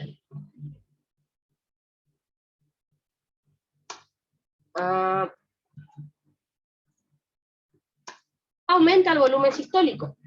¿Dónde lo veo eso? El ancho del gráfico. Recuerden que el volumen sistólico era volumen de fin de diástole menos volumen de fin de sístole. Así que Volumen sistólico aumentado, se está eyectando mucha sangre. Perfecto, lo veo ahí. Volumen de fin de sístole, disminuido. Fíjense, lo habitual era 50 mililitros. Y está acá ahora, ¿tá? Porque aumentó la contractilidad. Está disminuido. Perfecto. Encontré eso en el gráfico. Trabajo interno, aumentado. Es decir, era el alto del gráfico. Fíjense, contracción isovolumétrica un poquito aumentada, no tanto. ¿Ah? Trabajo externo, aumentado también, que era el ancho del gráfico, lo mismo que volumen sistólico. ¿Ah? Así que, ahí. Trabajo externo, que era la eyección, también aumentada. Curva de tensión pasiva, fíjense, está un poquito hacia la derecha. Curva de tensión activa, acá está la normal y acá está la nueva, desplazada hacia la izquierda. Así que, es como el loop normal, pero gigante. Eso es lo que ven en el ejercicio. ¿Está? Así que un grafiquito más que ustedes le podrían agregar a lo que ya estuvimos estudiando. Y al profe le gusta preguntar. Ya saben que el ejercicio es pregunta, ¿no? Así que pueden repasar acá lo que estuvimos charlando. Perfecto, entonces. Veamos la siguiente situación. Vamos con el casito número 12, que dice lo siguiente. Se le administra una infusión intravenosa rápida a un sujeto que tiene una frecuencia cardíaca baja. Pregunto, ¿cómo se encuentra la precarga, la poscarga y la contractilidad? Empecemos por precarga. ¿Qué le contarían al profe acerca de esto? ¿Cómo empezarían la explicación? A ver. Perfecto. Thais me dice, volemia aumenta, el INE coincide. Exactamente. ¿Se acuerdan del paciente que tuvo hemorragia? Disminuía la volemia, ¿no es cierto? Esto sería lo opuesto. Si yo le pongo muy rápido un suero al paciente o varios sachets de suero, le voy a aumentar la volemia. Y eso me va a aumentar todo lo demás. Entonces, fíjense, paciente que tiene frecuencia cardíaca baja, está con presión baja. Imagínense el paciente que tenía hemorragia. Yo al transfundirle, le voy a tratar de aumentar la presión, al aumentarle la volemia, que es lo que me están diciendo ustedes. Exactamente. Así que veamos lo que vamos a encontrar acá. Con la solución intravenosa o endovenosa, como me dijeron ustedes, me aumenta la volemia. Es decir, esto me aumenta el retorno venoso, por lo tanto, me aumenta la precarga, que es el volumen de fin de diástole, me aumenta la fuerza de contracción por el mecanismo de Frank-Starling, aumenta el volumen sistólico, aumenta el gasto cardíaco y aumenta la presión arterial. O sea, me aumenta la poscarga. Así que fíjense, aumenta precarga, aumenta fuerza de contracción y aumenta la poscarga. Por otro lado, al aumentar el retorno venoso, aumenta la distensión de la aurícula derecha. Eso me activa los receptores de baja presión y se desencadena el reflejo de Bainbridge. ¿Se acuerdan? El reflejo de Bainbridge hacía que el simpático me aumente la frecuencia cardíaca. Esto me aumenta el gasto cardíaco y también me aumenta la presión arterial y la poscarga. Entonces, fíjense, el paciente tenía frecuencia baja. Yo le transfundí, ¿y qué logré con eso? Aumentarle la frecuencia cardíaca por el reflejo de Bainbridge. Les recuerdo, el reflejo de Bainbridge se activaba cuando la aurícula se distendía, obviamente por aumento del retorno venoso. Se activan los receptores de baja presión. Recuerden que eso envía una señal sensitiva por el par 10 hacia los centros vasomotores, y los centros vasomotores activan al simpático. El simpático, recuerden que me aumenta la frecuencia cardíaca, solamente. Y eso me aumenta el gasto cardíaco y la presión arterial. Por lo tanto, aumenta la poscarga. Así que, reflejo de Bainbridge también aumenta acá. ¿Ah? La frecuencia cardíaca, recuerden que me aumenta la contractilidad por el efecto escalera o trepé. Y también contribuye a aumentar el volumen sistólico, el gasto cardíaco y la presión arterial. Fíjense. Así que, fíjense qué es lo que están haciendo ustedes en este paciente. Les pregunto, ¿qué solución le inyectarían al paciente para aumentar la volemia? Le doy varias opciones. Solución fisiológica, o o sea, cloruro de sodio al 0,9%, dextrosa al 5%, urea al 1,8%. ¿Cuál de esas tres soluciones le transfundirían al paciente para aumentar más la volemia? Es primerera, pero lo tenemos que relacionar con carga. A ver, ¿qué les parece? ¿Cuál le daría? ¿Le pongo un ferito? ¿Le pongo una dextrosa al 5? ¿Una urea al 1,8? No sé. Perfecto. Solución fisiológica, me dice Thais. Claro, recuerden, como dimos en primerera, la solución fisiológica o el suero es cloruro de sodio al 0,9%. Acuérdense que esa solución es isosmótica y se comporta como isotónica. ¿Qué quiere decir esto? Que el líquido va a quedar en el plasma, que es donde yo quiero que quede, y ahí me va a aumentar la volemia. Si yo al paciente le doy dextrosa, recuerden que la dextrosa, la glucosa, entra a la célula y el agua también, y no me va a quedar aumentar. La volemia va a aumentar al principio, pero después va a bajar otra vez. Yo necesito aumentar solo la volemia. Le doy suero, porque es una solución isotónica siempre. ¿Está? Perfecto. De paso, relacionamos con este tema. Buenísimo, entonces. Perfecto. Le estoy reventando un poco la cabeza, pero bueno, recuerden que en un final de fisio hay que relacionar un poquito de las cosas. Buenísimo. Eso era con respecto a la infusión intravenosa a un paciente. Veamos el siguiente casito. Dice lo siguiente. Por cansancio progresivo, o sea, astenia, y cardiomegalia, es decir, aumento del tamaño del corazón, moderado, cardiomegalia moderada, a un hombre de 50 años se le miden sus parámetros hemodinámicos. Es hipertenso, sin tratamiento antihipertensivo. La presión en la aorta, o sea, la tensión arterial del paciente, es 150/90. Les pregunto, ¿qué les parece? ¿Cómo les parece que está la presión arterial de este paciente? 150/90. A ver. Perfecto. Me dicen que está alta la presión arterial. Espectacular. Recuerden que la presión está alta porque el valor de referencia es 120 de sistólica y 80 de diastólica. Tiene 150/90. Así que tiene hipertensión. Ya nos dijeron que es hipertenso, pero bueno, confirmamos. No se está tratando para la hipertensión, así que bueno. Perfecto. Sigamos. Presión en el ventrículo izquierdo, 150/23. ¿Qué les parece? ¿Cómo está la presión en el ventrículo izquierdo? Recordemos, el ventrículo izquierdo tiene 128 de presión, que es cuando estudiamos ciclo cardíaco, yo les comenté. Así que está alta. 120 de sistólica, 8 de diastólica era lo normal. Tiene 150/23. Está alta también. La presión en el ventrículo izquierdo. Perfecto. Presión en el capilar pulmonar. Esto ya lo vamos a estudiar en RESPI, pero les adelanto. La presión del capilar de los pulmones, lo normal es 7. Así que si el paciente tiene 23, está alta, está muy alta. Así que este paciente tiene hipertensión pulmonar también. Ay, perdón, ¿está? Así que la presión en aorta está alta, presión en ventrículo izquierdo está alta, presión en los pulmones está alta también. ¿No? Perfecto, vamos a ver qué pregunta. Sigamos. La presión en la arteria pulmonar es de 54/22. ¿Cómo les parece que está la presión en la arteria pulmonar? Recuerden que yo les di las presiones en las cámaras cardíacas derecha e izquierda, así que es lo que hay que tener en cuenta. La presión en la arteria pulmonar, recuerden, la sistólica era 25, así que está altísima, está el doble. Valor de referencia, recuerden que yo les conté que era 25 de sistólica, 8 de diastólica, así que está altísimo. Corroborando, el paciente tiene hipertensión en la arteria pulmonar y en el capilar pulmonar. Así que bueno. Presión venosa central, esta sí se la deben acordar, 12. ¿Qué les parece?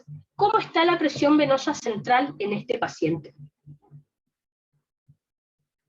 Ver, sé que cámaras derechas cuesta un poco, pero bueno, cámara izquierda, pero es perfecto. Me dicen aumentar, exactamente, está altísima. Porque recuerden que lo normal es de 0 a 6 milímetros de mercurio. No sé por qué pongo 2 siempre. 0 a 6 milímetros de mercurio, tiene 2, está doble, el doble que lo normal. Perfecto. Gasto cardíaco, 3 litros por minuto. ¿Cómo les parece que está el gasto cardíaco de este paciente? Buenísimo, disminuido, ¿no es cierto? Exactamente. Porque lo normal sabemos que es de 5 litros por minuto. Perfecto. Fíjense, no dice resistencia periférica total, dice resistencia vascular sistémica, es lo mismo. Es 2.613 dinas por centímetro cuadrado. Yo les dije que por ahí el profe les ponía, está alta, ¿no es cierto? Perfecto, Alina me dice que está alta, exactamente. Porque yo les había contado, no estaba anotado en el pizarrón, pero me acuerdo que yo les dije que el valor de referencia es 800 a 1.200 dinas por centímetro cuadrado. Así que está muy alta, está el doble prácticamente que lo normal. ¿Ah? Fracción de eyección, 28%. ¿Qué les parece? ¿Cómo está la fracción de eyección de este paciente? 28%. A ver. Recuerden que lo normal es del 60 al 70%, así que muy, muy baja. ¿Qué quiere decir esto? Que del 100% de sangre que el corazón está recibiendo, eyecta el 28 nomás, no el 60 al 70. O sea, gasto cardíaco bajo, fracción de eyección baja. ¿Qué le está pasando a este paciente? Obviamente tiene insuficiencia cardíaca. Entonces, vuelvo hacia atrás. Tiene insuficiencia cardíaca. Tiene cardiomegalia. Tiene cansancio progresivo. O sea, se ve que su corazón, ya vimos recién, que no está bombeando una buena cantidad de sangre. Así que bueno, ese es el problema. Perfecto. Ahora, vamos a ver qué pregunta el profe. ¿Cómo se encuentra la función sistólica y diastólica del ventrículo izquierdo? Empecemos por el principio. Función sistólica. Les pregunto, de los datos que tenemos acá, por ejemplo, estos de aorta, de ventrículo izquierdo, presión capilar pulmonar, o si no, estos que tienen acá. ¿Con cuál de estos números ustedes le dirían al profe que la función sistólica del paciente está alterada, o baja, o alta, no sé? Función sistólica. Piensen, si me pregunta sístole, ¿qué me está pidiendo que yo mire para mostrarle al profe cómo está el tema? ¿Qué? De acá, profe, la función sistólica del paciente está así por tal y tal valor, por ejemplo. ¿Qué me contestaría? Perfecto, Aline me dice la fracción de eyección. Exactamente. Fíjense que tanto el gasto cardíaco como la fracción de eyección me están mostrando que la eyección está baja, o sea, durante la sístole el ventrículo no está funcionando bien. Perfecto. Ahora, función diastólica. Diástole, piensen, es precarga. ¿Qué podríamos mirar para evaluar cómo está la precarga? ¿Qué les parece? Acá, vuelvo hacia atrás. ¿Qué podría mirar para precarga? ¿Qué diástole? O acá. ¿Qué valor de todo lo que me dio el profe? Perfecto, Thais me dice PVC, exactamente. O si no, miren esto, el ventrículo tiene mucha presión. Si tiene mucha presión es porque está muy lleno también. Así que o miren lo del ventrículo acá, que está con mucha presión, o como me dijeron ustedes, perfecto, la PVC. Entonces, ¿ven? El profe me dio un montón de números, yo analicé si están normales, aumentado, disminuido, y me empezó a preguntar cosas. Así que lo que me dijeron está perfecto. ¿Cómo se encuentra la función sistólica del ventrículo izquierdo? Está baja. ¿Cómo yo justifico eso? Porque la eyección ventricular está baja. ¿Cómo justifico eso? Porque el gasto cardíaco vimos que era de 3 litros por minuto, estaba muy bajo. La fracción de eyección me dijeron ustedes que está baja. Perfecto, ahí justifiqué. Y si me pregunta el profe qué es gasto cardíaco y fracción de eyección, yo le puedo contar la definición y el valor normal para decirle por qué está baja. Buenísimo. Así que contestaron correctamente. ¿Cómo está la función diastólica? O sea, el llenado ventricular de este ventrículo izquierdo. Está aumentada. El llenado ventricular está aumentado. ¿Por qué? Perfecto, me dijeron PVC. Se nota que si la presión venosa está aumentada es porque el ventrículo se está llenando mucho. ¿Cuál es el problema? Que toda la sangre que está recibiendo no la está pudiendo eyectar. ¿está? El retorno venoso está aumentado, pero el problema es que esa sangre no está pudiendo ser eyectada, ¿está? O por otro lado, la presión arterial diastólica del ventrículo izquierdo vimos que estaba re alta, así que la precarga está aumentada. Perfecto, contestaron de 10, ¿está? Como les dije, si ustedes estudian la teoría, van a saber dónde mirar, porque me dio 18 valores. ¿Dónde miro? Bueno, ahí ya saben, ¿está? Creo que no preguntaba otra cosa, a ver. Ah, perfecto. Lo mismo. ¿Cómo está la precarga, la poscarga y la contractilidad? La precarga, ya bien vimos que está aumentada. ¿Por qué? Porque está aumentada la presión venosa central debido al aumento del retorno venoso. ¿Está? Perfecto. La presión arterial diastólica del ventrículo izquierdo vimos que estaba alta debido al aumento del volumen de fin de diástole. El ventrículo se llenó mucho y por eso tiene mucha presión. Precarga aumentada. ¿Cómo está la contractilidad? Obviamente disminuida. ¿Por qué? Porque vi que el gasto cardíaco está disminuido, eso me lo dijeron ustedes, porque el volumen sistólico está bajo. Y la fracción de eyección también está baja por el mismo motivo. O sea, el ventrículo está muy lleno, pero no está pudiendo inyectar una buena cantidad de sangre. Ese es el problema. ¿Cómo está la poscarga? Veamos, eso hasta ahora no me dijeron, vamos a mirar. Vuelvo hacia atrás.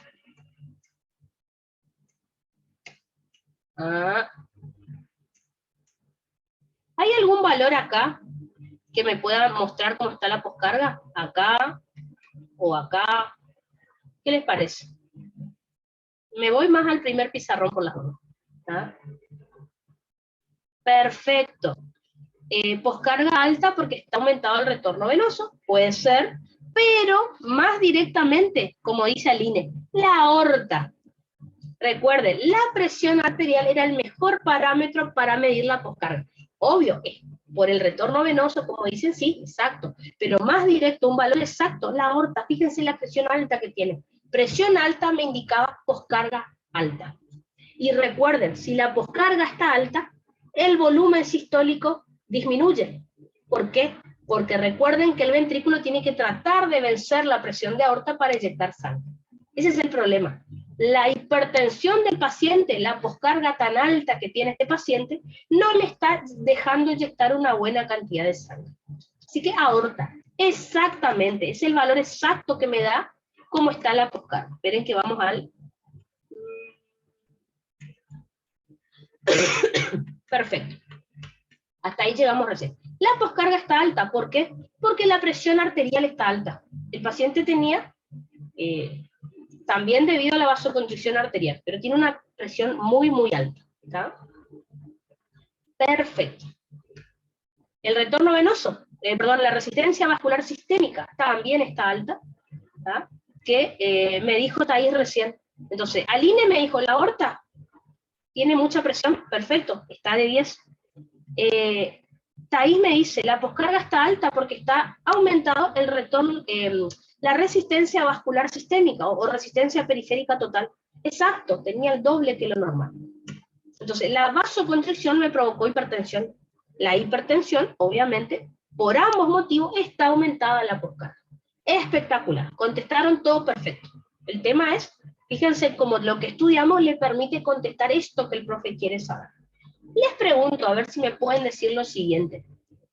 ¿Cómo va a estar la estructura cardíaca en este sujeto? ¿Qué les parece? La geometría ventricular. Por la hipertensión, ¿puede ocurrir algún cambio en este paciente según lo que estudiamos? Cardiomegalia, perfecto. ¿Hipertrofia concéntrica o hipertrofia excéntrica?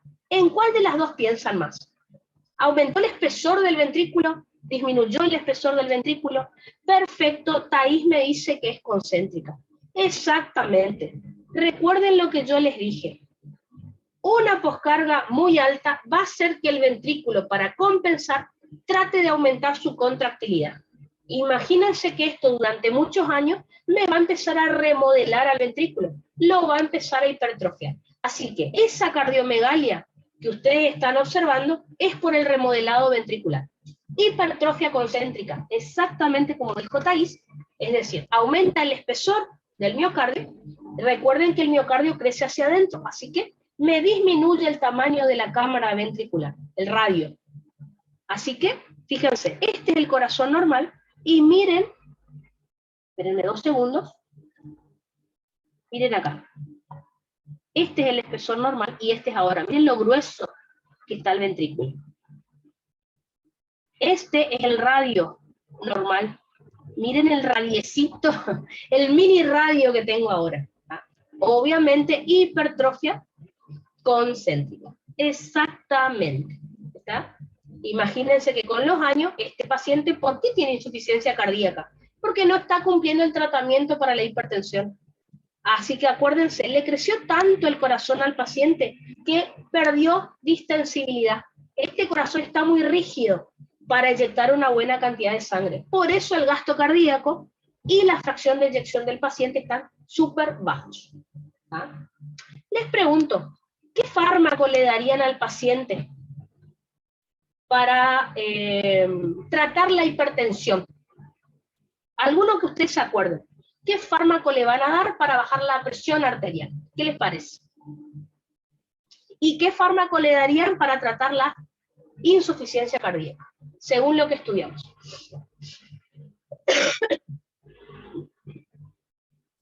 Recuerden, si quiero bajar la hipertensión, le puedo dar un bloqueante cálcico. ¿Se acuerdan? Que al hacerme vasodilatación, como me dijo Thais hace un rato, vuelvo hacia atrás un ratito. Miren esto. Perdón, vuelvo hacia atrás. Vuelvo hacia atrás. Miren esto. Tiene muy alta las resistencias periféricas, o sea, se ve que hay vasoconstricción. ¿Qué voy a hacer? Le doy un bloqueante cálcico. El bloqueante cálcico, recuerden, es vasodilatador, me va a bajar la resistencia periférica total y me va a bajar la presión arterial. Le puedo dar un beta bloqueante, como yo les dije, un atenolol, por ejemplo, un propanolol. El atenolol, el propanolol también dijimos que eran vasodilatadores. Ahora, ¿qué fármaco le doy para la insuficiencia cardíaca? Para tratar de aumentar el gasto. Le doy un digitálico. Recuerden que los digitálicos aumentan la contractilidad y el paciente por lo menos va a aumentar un poquito su gasto cardíaco y su fracción de eyección. Fíjense qué interesante. Así que, para bajar la presión, le doy bloqueantes cálcicos o beta bloqueantes. Hasta ahora estudiamos eso. Para aumentar el gasto cardíaco y la fracción de eyección, un inotrópico positivo, o sea, un digitálico. Y ahí, de 10. Hay mucho más fármaco, pero en fisio aprendimos hasta ahí todavía. Perfecto, ¿no estamos de tiempo? Espectacular. Espera que sigo. Está. Hasta ahí llegamos entonces. Veamos. Creo que ahí terminaba el caso, sí. Vamos al caso clínico número 14. Paciente masculino de 25 años, esto es un choice. Medio feo, pero bueno. Paciente masculino de 25 años ingresa al hospital con politraumatismo, o sea, múltiples traumatismos, sufrido en un accidente tras un choque automovilístico. Se encuentra hemodinámicamente estable y presenta importante distensión abdominal. Les pregunto, accidente de tránsito, distensión abdominal, tienen el abdomen muy hinchado. ¿En qué piensan? A ver, vamos a relacionar. Accidente de tránsito, tiene el abdomen hinchado. ¿Qué les parece? Por más que no hayamos estudiado mucho esto. Perfecto. Aline me dice hemorragia. Exactamente. Seguramente en el accidente de tránsito se lesionó internamente el cuerpo y tiene una hemorragia interna. Por ahí no está sangrando por acá, pero tiene por dentro la hemorragia. Seguramente es abdominal porque tiene el abdomen hinchado. Perfecto. Presenta piel fría y sudorosa. Su tensión arterial es de 83,55 milímetros de mercurio. Su frecuencia cardíaca es de 110 latidos por minuto. Se lo ingresa en respiración mecánica, o sea, se lo intuba, se le pone respirador artificial y se le administran drogas inotrópicas, o sea, para aumentar su inotropismo. Su hematocrito es del 23%, glucemia de 171 miligramos por ciento, urea de 50, creatinina de 1,9. Les pregunto, ¿qué les parece este caso? Les pregunto, ¿por qué la piel fría? ¿Qué les parece? A ver si, no sé, algo de lo que dijimos por ahí lo puedo relacionar, algo de lo que estudiamos hasta ahora. ¿Me pueden relacionar con sangre? ¿Me pueden relacionar con cardio? Como a ustedes les parezca, no hay problema. A ver. Thais me dice que la piel fría y sudorosa es por la vasoconstricción periférica. Perfecto. ¿Tá? Ya vamos a ver, miren esto. El paciente tiene la presión muy baja. Recuerden, lo normal es de 120-80. Tiene 83. Entonces, la presión arterial baja, ya les muestro enseguida, va a hacer que el cuerpo, con la presión baja, activa el reflejo vasoreceptor. Eso me va a activar al simpático. El simpático hace vasoconstricción. Por eso la piel está fría y sudorosa. Podemos pensarlo por otro lado. A ver. Perfecto, me dice vasoconstricción periférica para compensar la baja volemia. Exactamente. La presión bajó porque el paciente perdió sangre. Entonces, ¿qué hace el cuerpo? Simpático. Simpático hace vasoconstricción. Perfecto. Podemos pensarlo de este otro punto de vista. Hematocrito de 23. ¿Qué tiene este paciente si perdió sangre? Tiene anemia. Y la anemia hace que la piel esté pálida también. Les pregunto, mezclamos tema. ¿Qué tipo de anemia tiene este paciente? ¿Microcítica hipocrómica, normocítica normocrómica o macrocítica? Piensen en la causa. ¿Qué le está pasando? Hemorragia aguda tiene este paciente. Se accidentó, está perdiendo mucha sangre. ¿Qué tipo de anemia provocaba una hemorragia aguda? Ojo, no es crónica, es aguda. Uy, cardio, sangre. Bueno, hay que relacionar.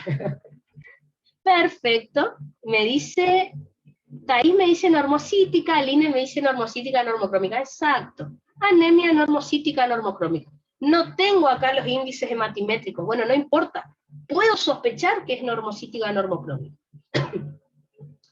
Se ve que ya pasó más de una hora porque el hematocrito está muy bajo. ¿Se acuerdan que en una hemorragia aguda, en la primera hora, el hematocrito está normal? Luego empieza a bajar. Perfecto. Bueno, glucemia, un poquito alta, no hay problema. Urea, está normal. Recuerden que lo normal es de 10 a 50. Creatinina está alta. Ya vamos a estudiar en renal. La creatinina, su valor normal es de 0,8 a 1,2. No importa ahora, pero esto me está indicando que el riñón no está funcionando bien porque le falta sangre. Imagínense que el paciente tuvo una hemorragia. Así que bueno, perfecto. La taquicardia también es por lo mismo que Aline dijo, o Thais, para compensar. ¿Está? Bueno. ¿Qué esperaría encontrar en este paciente? Quiero que piensen en todo lo que me estuvieron diciendo y me digan cuál de estas es la correcta. ¿Qué dice acá? Dice, presión de fin de diástole del ventrículo izquierdo, o sea, presión telediastólica, presión venosa central, presión capilar pulmonar, resistencia periférica total y PAM. Bueno, obviamente que la presión está baja, ¿ven? Bueno, en todas las opciones la presión está baja. Ahora, díganme, entre dos opciones, de las 4, ¿por cuáles 2 se quedarían? La PAM, bueno, todas están bajas, bueno, no. Díganme, 2 opciones, por lo menos 2 quiero me digan, yo estoy entre esta y esta. No necesito que miren todos los valores. Hay uno, la PAM, obviamente, pero todo está abajo, así que no me puedo decantar por ninguna. Miren qué otro valor a ustedes les va a permitir decir, bueno, para mí está entre esta y esta. ¿Qué les parece? Vuelvo a repetir, paciente que tuvo accidente de tránsito, perdió sangre. Vamos a suponer que todos los valores de ahí no se acuerdan, no importa. La PAM está baja, perfecto, está baja. ¿Qué más puedo mirar? Perfecto, Aline me dice la PVC. Perfecto, Aline. ¿Cómo te parece que está la PVC en este paciente que perdió sangre? ¿Qué te parece? Y por lo tanto, ¿qué opciones vas a considerar? Perfecto, Aline me dice que la PVC está baja, así que por lo tanto, estoy entre la A y la B. Ahora, junten la información con lo que dijo Thais. Thais dice que para compensar hay vasoconstricción.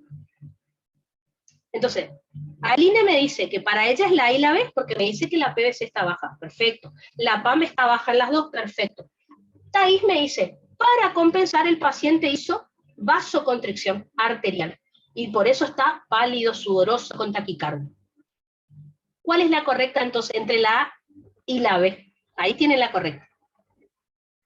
La A, exactamente. Thais me dice la A por el aumento de la resistencia periférica. Entonces, el paciente perdió sangre, tiene presión baja, listo. Uy, pero la presión baja está baja en todo. Muy bueno. No puedo descartar ninguna opción.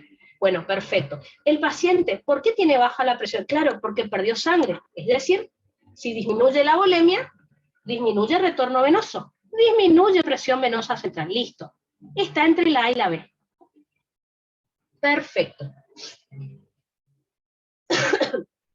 Si disminuye la presión venosa central, o sea, si disminuye el retorno venoso, disminuye el llenado ventricular y por lo tanto disminuye el volumen de fin de diástole y la presión de fin de diástole. Perfecto. Y si no se acordaban eso, no importa. Como me dijeron, para compensar, el cuerpo hace vasoconstricción para tratar de aumentar la presión que está baja. Perfecto. Esa es la correcta. Con la B imposible que sea porque la presión de fin de diástole del ventrículo no va a estar alta, va a estar baja porque le llegó poca sangre, porque disminuyó el retorno venoso, ¿está? Y bueno, presión capilar pulmonar, la verdad que si no se acordaban, igual me podían encontrar la correcta.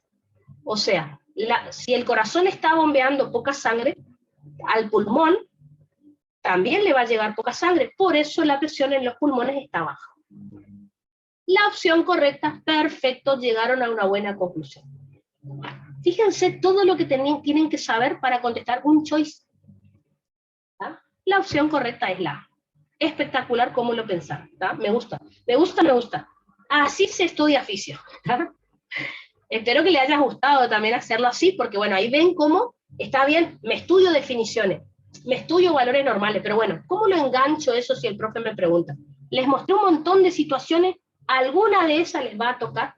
Recordemos, todo lo que estuvimos hablando, igual les hice un esquema para que lo repasen.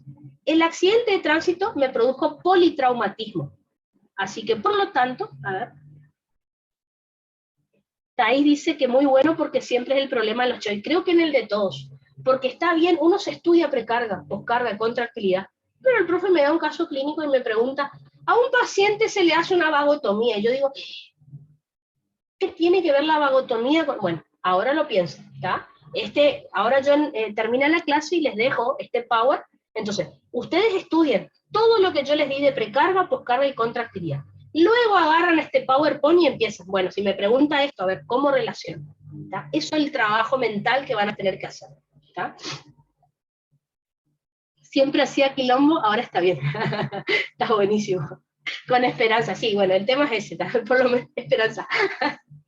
No, con esto sé que le va a ir bien porque ahora, bueno, uno por ahí se le abre un poco más la cabeza. Entonces, todo lo que me dijeron está perfecto y les relaciono acá en este esquema. En el politraumatismo el paciente perdió sangre. Por eso, disminuye la volemia, disminuye el retorno venoso, disminuye la PVC, que es lo que figura en el choice. Así que presión venosa central baja.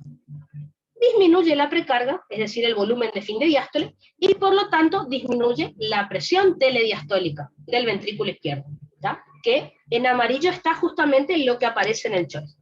PVC baja, presión telediastólica del ventrículo izquierdo baja. Perfecto. Si el ventrículo se llena menos, porque está disminuida la precarga, disminuye la fuerza de contracción, disminuye el volumen sistólico, disminuye el gasto cardíaco, disminuye, piensen, si el ventrículo derecho eyecta poca sangre, disminuye la presión en los pulmones, o sea, en la arteria pulmonar y en el capilar pulmonar. Si el ventrículo izquierdo eyecta poca sangre, disminuye la presión en la aorta, o sea, la PAM, que como vieron está baja. O sea, todo el corazón está fallando porque le llega poca sangre. El ventrículo derecho eyecta poca sangre a pulmón, el ventrículo izquierdo eyecta poca sangre a aorta. Por eso aparece presión capilar pulmonar también. Recuerden, si disminuye la presión arterial, para compensar, que esto fue lo que me dijo Thais, la presión baja, recuerden que hoy estudiamos, me activa a los vasoreceptores arteriales. Por lo tanto, los vasoreceptores envían una señal a los centros vasomotores los centros vasomotores activan al simpático. El simpático entonces hace vasoconstricción arterial para tratar de aumentar la presión arterial que está baja. Por eso está aumentada la resistencia periférica total. Ahora, el paciente perdió mucha sangre, probablemente, por más de que haga vasoconstricción, no logra aumentar la presión. Por eso se lo intuba. ¿Vieron que después se le pone el respirador? Ese es el problema. Ay, perdón, ¿está? Así que el cuerpo trata de hacer vasoconstricción, por eso el paciente está pálido, como para tratar de aumentar la presión que está baja. No lo logra. Por eso al paciente se lo coloca en respirador artificial. Y bueno, pero fíjense, todo lo que está acá en amarillo es la correcta del choice, pero ustedes supieron encontrar solos la correcta sin necesidad de que yo les explique esto. Así que eso me dice que están yendo por buen camino. Eso es lo importante. ¿Está? Perfecto. ¿Qué hora es? Perfecto. Con esto entonces terminamos el repaso que yo les quería mostrar. Espero que les haya servido, espero que les haya gustado. Sirve un poco como para las cosas que ya estudiaron, les abre un poco la mente de qué es lo que el profe quiere. Estoy seguro que con este Power es como que uno dice, bueno, sé que tengo que relacionar los temas, los tengo que integrar. Habrán visto que muchas de las cosas que charlamos hoy en el PowerPoint, el profe preguntó en los orales. Recuerdo que lo de la bulimia preguntó mucho, lo del masaje carotídeo sé que preguntó mucho, ejercicio preguntó mucho en la parte de segunda era, en el oral, así que con esto creo que les va a ir súper bien. ¿Está? Vamos a dejar hasta acá, entonces pues ya son las 12.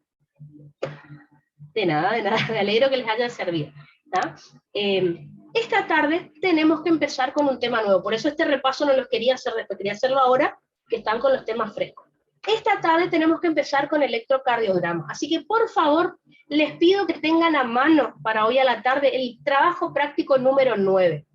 No me interesa la teoría, me interesan los electros.